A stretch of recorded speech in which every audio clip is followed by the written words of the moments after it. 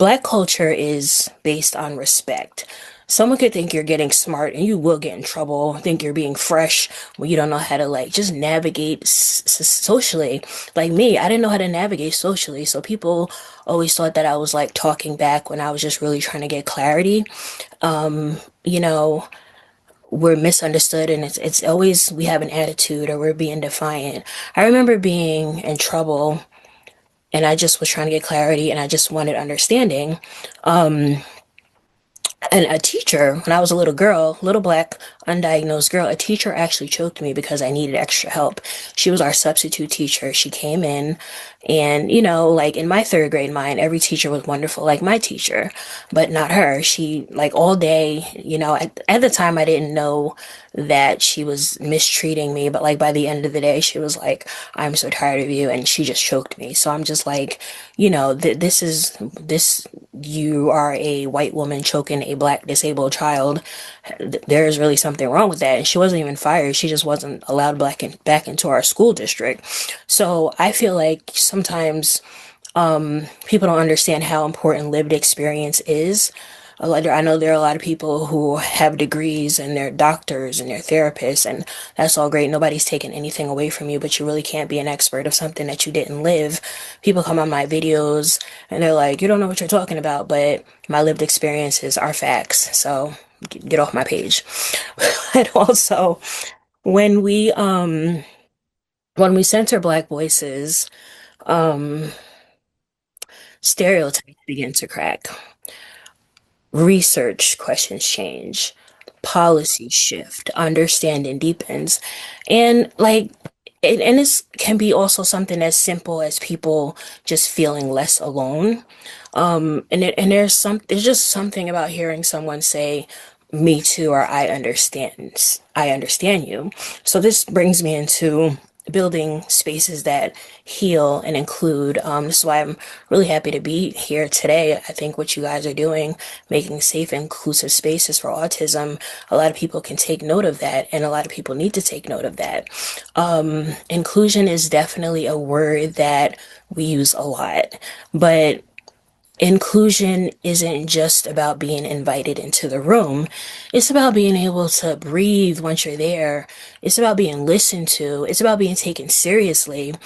Another thing that is also a problem is tokenism. It's another problem for a lot of organizations that have their token Black autistic person because it's safe, and safe conversations don't bring change.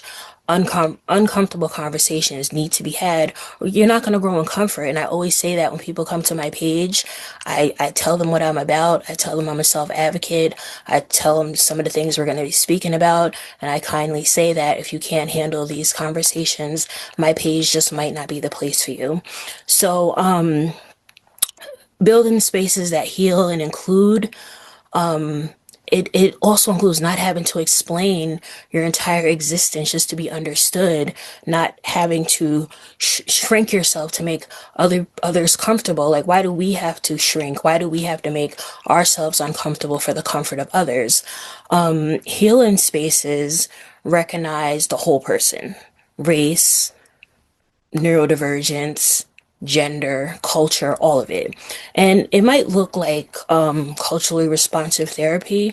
It might look like workplaces that normalize accommodations instead of treating people, autistic people in the workplace and other spaces that they're doing us some type of favor. And it might look like classrooms that prioritize support over punishment. Like I said earlier, like the Black autistic child is more likely to be punished than be supportive. And belonging happens when environments adapt to people instead of forcing us to constantly adapt to environments. Like, just any autistic person, we have to exist in this world with neurotypical people. And I think sometimes they forget that our minds were not wired for this world. So navigating this world is going to be a little more challenging for us. And there are going to be times when we're going to need you to accommodate us a little bit more. And, in inclusive spaces, people should feel comfortable unmasking, but we have to look at the reality that unmasking isn't safe for everybody. Unmasking is a luxury. You know, Black women, we don't always have the luxury to unmask. We can be looked at as a threat. Like, people just don't accept you and you're just not allowed to be yourself. So I think people do forget that unmasking is a luxury. And I feel like taking action through radical inclusion, it pinpoints the parts that matter most. And awareness is powerful, but awareness alone doesn't change systems. And just for those who might not be familiar with the term, radical inclusion means like you're making sure everyone feels welcome and you're making sure everyone is like able to take part. And it focuses on like removing barriers so all people, especially those who feel left out, autistic people, disabled people, can belong and be included. Inclusive spaces asks institutions to rethink hiring practices, to invest in culturally competent diagnostic training, to fund community-led initiatives, to examine discipline policies. They definitely need to examine discipline policies. In the last few weeks, I'm sure you've all seen how many disabled children and how many autistic children have been being abused by authority figures and people who people trusted their child with. So radical inclusion, it asks individuals to challenge these stereotypes in real time, to amplify marginalized voices. And one of the reasons, like, I'm really big on amplifying voices. That's probably the reason why I started my podcast. I do have a podcast. It's called Black Girl Diagnosed.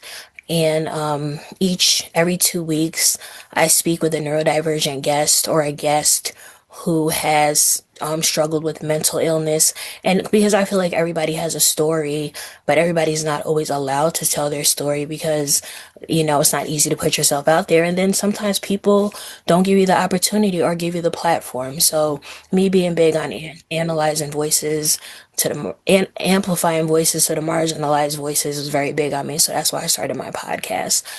But also, I think people need to understand that radical inclusion, it's not about charity. It's about like equality and it's more so about justice. It's about recognizing that when we design systems that work for the most marginalized, we create something better for everyone.